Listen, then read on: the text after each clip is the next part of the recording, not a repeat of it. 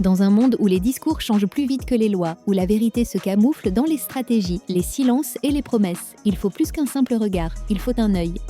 Bienvenue sur l'œil politique. Chaque semaine, nous nous engageons à décrypter l'actualité sociopolitique sans détour. Nous allons au-delà des apparences, explorant les faits, le contexte souvent ignoré et les implications profondes des décisions qui façonnent notre avenir collectif. Notre objectif est de vous offrir une analyse incisive fondée sur la rigueur et la clarté. Ici, la politique n'a plus de masque. Chaque élément révélé vise à éclairer ce que les mots n'affirment pas, pour une compréhension plus juste et plus complète.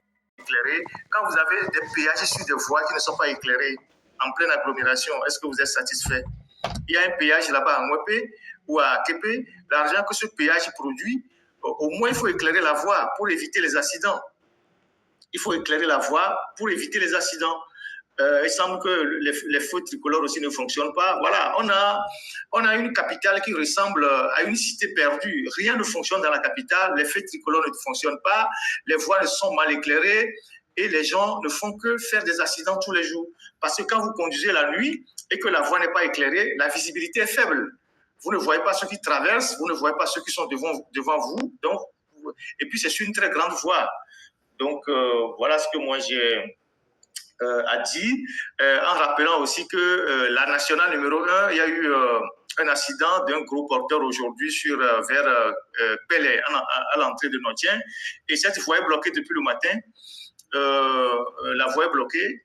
Et je l'ai toujours dit, on ne peut pas comprendre que le Togo n'est pas capable de faire une double voie sur 600 km. Et que quand il y a un accident à Notien ou à Belouvé, c'est toute la circulation qui est perturbée dans les deux sens. Donc, depuis le matin, je ne sais pas s'ils ont fini par dégager ce titan qui transporte du charbon. Il y a une longue file bloquée entre Notien et après Notien à cause d'un titan qui s'est renversé et qui a bloqué la voie dans les deux sens. Donc, voilà ce que j'ai voulu dire. On va partir au Bénin avec la technique. Merci.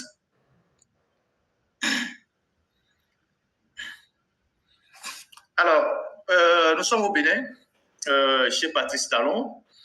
Et Patrice Talon, qui est arrivé au pouvoir et qui a promis passer la main au bout de ces 2 mandats, beaucoup en ont douté. Des gens disaient non, Talon est un animal politique, il ne va pas passer le témoin, il ne va pas le faire. Et depuis ce week-end, on a finalement le nom du dauphin de Patrice Talon. C'est vrai que moi-même, j'avais une idée sur ce personnage parce que c'est un très excellent ministre de l'économie. Il a beaucoup travaillé aux côtés de Patrice Talon, un jeune très brillant qui est des années 76. Vous voyez, c'est la jeunesse. Il est de 76, donc 49 ans, et qui aujourd'hui a été choisi par la mouvance présidentielle pour succéder à Patrice Talon. Et donc, Patrice Talon tient son engagement pour passer le pouvoir à une nouvelle génération après 2 mandats dont il n'a pas démérité. Il a travaillé d'arrache-pied à mettre le Bénin sur la voie de la modernisation, même s'il reste beaucoup de choses à faire. Il a posé les bases, il a beaucoup travaillé et aujourd'hui, il va passer le témoin à son ministre de l'économie et des finances. Si jamais il est élu, il sera donc le prochain président du Bénin.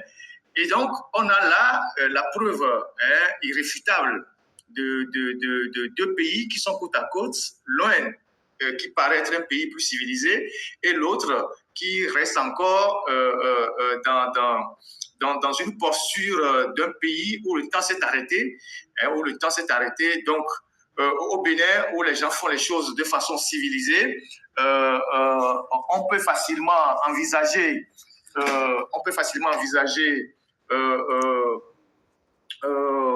passer le pouvoir à quelqu'un d'autre. Et à côté, au Togo, où on est encore dans une jungle sans aucune perspective, on est dans un labyrinthe sans aucun espoir de voir le bout du tunnel. On ne sait pas si un jour Monsieur Fogna Singbe, qui s'est fait l'héritier du trône au Togo à vie, va passer le pouvoir à quelqu'un. Il s'appelle Romial Wadani, c'est le ministre de l'économie et des finances au Bénin, très brillant parcours, travaillé un peu en France, aux États-Unis et puis au Congo, à Deloitte. Et donc, c'est très, très, très proche de Talon. Et donc, voilà comment les pays qui nous entourent sont en train de rentrer dans la modernité. Parce que si cette volonté de passer le témoin, et il est en train de le faire, se matérialise, et que ce soit M. Rumial Ouadani qui soit élu ou bien quelqu'un d'autre, de toutes les façons, le Bénin va renforcer sa stature d'un pays véritablement démocratique et cela ne peut attirer que les investisseurs, les partenaires, les gens n'iront que vers ce pays-là. De toutes les façons, aujourd'hui, tous les Togolais pendant le week-end, ils vont aujourd'hui au Bénin. Ceux qui ont un peu d'argent au Togo, les week-ends, ils sont au Bénin. Donc voilà. Et voilà comment, en quelques années, il y a un individu qui a tiré son pays vers le bas, à l'ouest, et quelqu'un à l'est est en train de tirer son pays vers le haut. Donc, les gars qui sont dans UNIR là, les éternels griots de fort, ceux qui pensent qu'ils sont des esclaves des Nyasingbe et qu'il n'y a que les Nyasingbe qui vont vivre éternellement et qu'eux, ils seront leurs serviteurs, vous voyez ce qui se passe dans un pays voisin. Ce jeune homme-là, s'il parvient à être élu dans un an, il sera le prochain président du Bénin à 49 ans. L'année prochaine, il aura 50 ans. Et donc, voilà comment on suscite des ambitions dans un pays, on passe le témoin dans un pays et on stimule dans un pays l'évolution.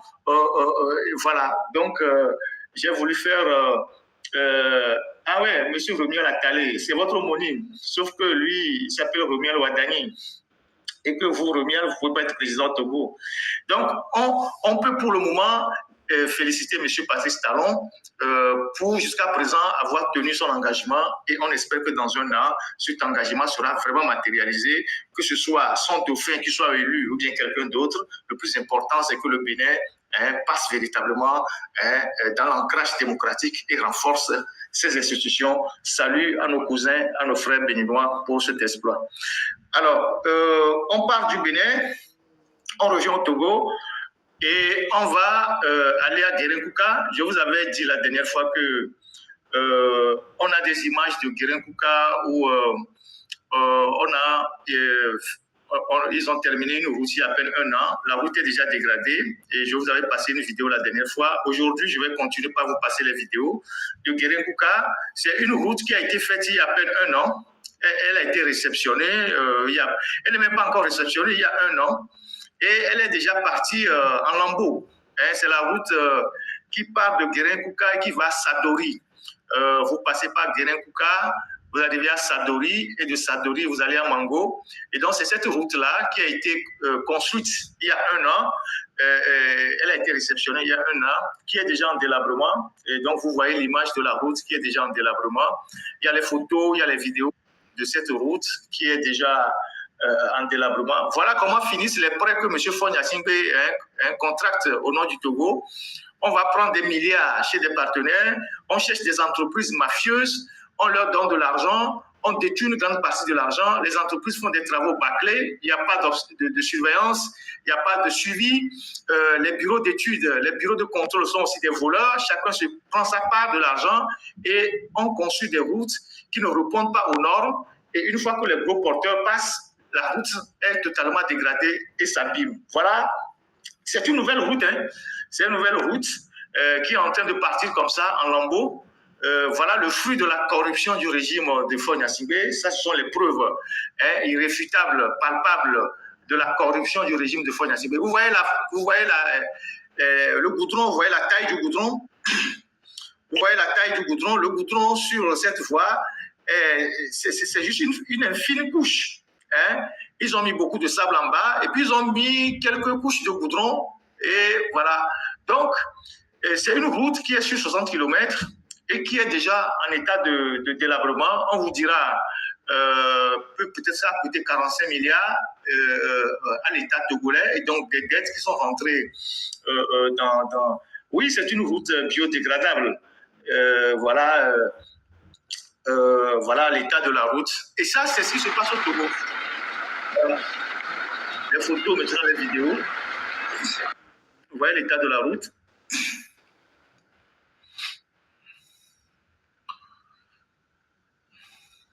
Voilà à quoi servent les dettes que nous contractons, l'argent que nous prenons chez les partenaires. Voilà les routes biodégradables que nous réalisons à l'intérieur du pays, loin des regards. Personne n'en parlera. Vous ne verrez jamais TVT, New York TV, je ne sais quelle télévision ou quel activiste de unir pour aller faire un reportage pour montrer à leur champion que les routes qu'il est en train de faire construire à l'intérieur du pays, comme lui-même, il ne sort pas du Togo, il est toujours en l'air et les routes sont en bas. Il ne sait pas dans quel état ces routes se retrouvent. Comme lui, il est toujours en jet privé, il est en l'air et que nous, les citoyens, nous sommes en bas, il ne voit pas les routes. Au moins que leur propre télévision ou leurs activistes qui sont en train de faire du bruit sur les réseaux sociaux aillent filmer au moins ces routes-là pour montrer à leurs champions que voilà la route qu'on a réalisée il y a à peine 1 an. Voilà l'état dans lequel se retrouve la route. Et la route est dégradée à plusieurs endroits. Ça veut dire que c'est tout l'ouvrage qui est problématique. Ce n'est pas un accident d'un gros porteur qui a créé un petit trou quelque part. Non, la route est dégradée à plusieurs endroits. Plusieurs endroits. Et le goudron est en train de s'effriter. Le goudron est en train de s'effriter et à plusieurs niveaux. Vous voyez? Et vous voyez la couche de goudron, c'est une petite couche qu'ils ont mis et ils se sont mis le reste de l'argent en poche et c'est les Togolais qui vont payer cette dette-là sur 20 ans, 30 ans, 40 ans.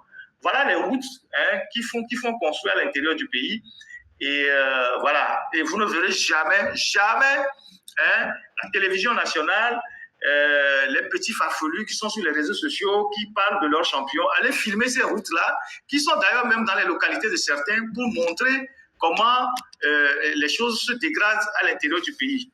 Donc, voilà l'état de les routes à l'intérieur du pays. Et donc, dans 1 an, il n'y aura plus de routes. Dans cette portion de Guérin-Kouka jusqu'à Sadori, dans 1 an, il n'y aura plus de routes. Donc, les populations vont être également confrontées aux mêmes difficultés parce qu'il n'y aura plus de routes. Voilà comment le Togo fonctionne sous l'ère de Faure Gnassingbé. Et ça, c'est le fruit de la corruption. Ça, c'est l'illustration de la corruption rampante dans notre pays. Et quand vous allez fouiller dans ce dossier, le ministre de l'économie et des finances a pris sa part, le ministre des Transports et des Routes a pris sa part, peut-être à la présidence aussi on a pris une part, et puis on a remis 20% qui reste à l'entrepreneur d'aller faire son travail, et l'entrepreneur aussi a pris sa part aussi. Vous voyez? Donc, voilà ce que j'ai voulu dire rapidement. Ça, c'est sur les questions des routes. Alors, demain, c'est la rentrée scolaire pour ceux qui font le programme français. Et il y a une polémique à Lomé sur un cahier qu'on tenterait ou qu'on tente d'imposer aux enfants qui portent des emblèmes de la République. Voilà la rentrée scolaire. Mais demain, c'est en attendant la rentrée de la majorité, les enfants de la majorité, leur rentrée c'est le 15 septembre. Les enfants de la minorité vont commencer l'école demain. Et demain, c'est tous ceux qui font le programme français. Et donc demain, quand vous irez vers Cours Lumière, vous irez vers Arc-en-Ciel, vous irez vers le lycée français, vous allez voir les enfants de tous les barons, ministres, officiers supérieurs, officiers inférieurs, maîtresses de je ne sais qui, petits barons, tous leurs enfants seront acheminés à l'école française, à la Madone, au Cours Lumière, je ne sais pas, Arc-en-Ciel et toutes les écoles que vous connaissez au Togo qui font le programme français parce que demain, c'est la rentrée pour le programme français. Pendant ce temps, les enfants de la majorité sont à la maison. On est dans une république avec 2 systèmes scolaires. En France même, vous ne verrez pas ça.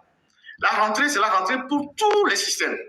Mais au Togo, il y a les écoles qui dépendent du programme français et il y a de plus en plus d'écoles qui reçoivent l'agrément pour faire le programme français. Et de telle sorte que les enfants des barons, de tous ceux qui gagnent un peu d'argent en volant dans les caisses de l'État, ils envoient leurs enfants dans les écoles françaises, dans les écoles de programme français parce qu'après leur bac, ils vont partir en France. Et pendant ce temps, le paysan qui a son enfant à Djarpanga ou à Naki Est, ou je ne sais où, ou à Guérin-Kouka ou à Sadori, lui, il attend d'ici le 15 septembre. C'est comme nous sommes à l'époque des Blancs. Les Blancs, quand ils étaient arrivés, ils avaient leur quartier. Et les Noirs avaient leur quartier. Ils avaient leur restaurant. Les Noirs n'avaient pas le droit d'aller dans leur restaurant. Et nous, 60 ans après les indépendances, on perpétue les mêmes bêtises. Tout ce que vous voyez qui racontent des conneries sur les médias, tous les ministres, tous les barons, leurs enfants sont à l'école française. Tous ceux qui crient là-bas qui n'aiment pas les Français, que la France veut les renverser, la France veut faire ci, leurs enfants sont à l'école française. Il y a d'autres qui vont à British School ou bien d'autres qui sont dans les écoles américaines. Mais c'est l'école française, tous leurs enfants. Et ils sont contents, ils bombent le torse, ils disent oui, mon enfant est au lycée français. Donc, maintenant, eux, leurs enfants, ils vont aller au programme français. Et les enfants des pauvres vont attendre le 15 septembre pour retrouver les salles de classe sans toit, sans clé, sans tableau, sans banc, où les élèves s'asseyent 3 par classe, même à Lomé, où certains vont à l'école le matin et d'autres vont à l'école l'après-midi. Vous savez que dans la plupart des établissements scolaires à Lomé, c'est comme ça que ça se passe, et sur l'ensemble du territoire. Les établissements sont tellement débordés que certains vont au cours le matin et d'autres vont au cours l'après-midi. Ça se passe à Lomé, dans les lycées, dans les collèges. Donc, ça c'est aussi une source de révolte pour notre pays, pour notre jeunesse. On ne peut pas accepter que dans un pays comme le Togo, des élèves s'asseyent 3 par banc. 3 par banc à Lomé. Et que certains, malgré ça, certains vont à l'école le matin et d'autres, ce n'est que l'après-midi. Les professeurs sont tellement débordés et le tableau même n'existe pas. Les bancs sont alignés jusqu'à la bordure du tableau. Donc, quand le professeur doit écrire sur le tableau, il doit se déplacer comment on appelle ça? Il doit se déplacer latéralement comme un lézard. Parce qu'il n'y a pas tellement d'espace pour que le professeur ait le temps de faire des gestes et tout ça. Parce que les bancs sont tellement proches du tableau que le professeur se déplace comme un lézard qui s'accroche à un mur pour pouvoir écrire sur le tableau. Et ça se passe au Togo, dans tous les lycées, collèges de Lomé. Et personne ne dit rien. Mais eux, leurs enfants, c'est le lycée français, c'est l'école française, les programmes français, ça commence demain. Ils vont aller garer les belles voitures avec les gardes-corps, les enfants, tout ça devant tous les lycées ou les écoles qui font le programme français. C'est 1 million les collages, c'est 2 millions. Vous allez dans les... Je ne vais pas citer les établissements.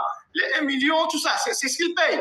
Donc, les gens qui sont aussi dans l'administration, qui ont des petits postes de responsabilité, comme ils voient les grands barons envoyer leurs enfants dans ces collèges-là, quand eux aussi ils ont un peu d'argent à voler, ils volent pour envoyer leurs enfants dans ces collèges. On me disait récemment, l'année passée, qu'il y a un juge qui allait à Cour-Lumière, il a payé 5 millions en même temps pour ses 2 enfants. Un juge a trouvé 5 millions pour venir payer les collages de ses 2 enfants. S'il n'a pas enfoncé quelqu'un dans un litige foncier et il a pris sa commission. Donc, c'est ce qui se passe dans le pays. Maintenant, on vient imposer à la classe misérable, miséreuse, ceux qui sont affachis par la misère, on vient leur imposer des cahiers aux emblèmes du pays en disant que c'est le patriotisme. Depuis quand le patriotisme se lit sur les emblèmes d'un cahier? Le patriotisme, c'est tout un programme, c'est des cours. C'est l'éducation civique, c'est la rigueur, c'est l'amour de la patrie, c'est le civisme, c'est la lutte contre la corruption, c'est le respect des engagements, c'est le modèle que les dirigeants projettent vers la population. C'est ça qui est le modèle que les jeunes doivent suivre. Quand vous êtes des dirigeants voyous, les enfants vous voient, les enfants pensent que c'est parce que vous êtes des voyous que vous êtes des modèles, les enfants vous prennent pour des modèles. Si vous êtes des dirigeants qui ont des femmes dans tous les quartiers, les jeunes qui avancent en âge, ils vont croire qu'avoir des femmes dans les quartiers, c'est une bonne idée. Ce n'est pas en mettant le drapeau togolais sous les cahiers. D'ailleurs, en parlant même du civisme, vous avez déjà honoré celui qui a créé l'hymne national togolaise? Est-ce qu'il y a une rue au Togo, une seule rue au Togo, dédiée à Monseigneur Casimir Agnon et son frère qui ont composé l'hymne? L'un la parole, l'autre la musique. Est-ce qu'il y a une seule rue au Togo qui porte le nom de Ferdinand Cogneux, celui qui a composé la marche républicaine? Parce que c'est ça les emblèmes du pays. Ceux qui ont composé l'hymne national. Est-ce que vous avez un carrefour, une rue, un endroit, une place publique qui porte leur nom? Où est-ce qu'ils sont enterrés aujourd'hui? La nation leur rend-il honneur? La marche républicaine qu'on chante tous les jours, après avoir chanté l'hymne national à l'école. L'Éternel bénisse le Togo. Combien d'enfants connaissent l'auteur de cette marche républicaine? Et quels sont les symboles qui ont été réservés au Togo pour honorer ces gens-là? Parce que c'est l'histoire du Togo, ça. Donc, Paul Ayi, oui, Paul Ayi, l'emblématique Paul Ayi pour le monument, tout ce qu'il a fait pour la culture au Togo. Vous l'avez vu, une rue qui porte le nom de Paul Ayi? Le drapeau togolais, c'est Paul Ayi. Vous avez vu une seule rue qui porte le nom? Mais vous arrivez à Lomé là-bas, vous voyez des rues qui portent les noms de quelques individus, on ne sait même pas d'où ils viennent. Donc, au lieu d'aller mettre les drapeaux sur les cahiers et les imposer aux parents de les acheter, peut-être que même c'est la femme de baron qui a mené ce business, vous ferez mieux de concevoir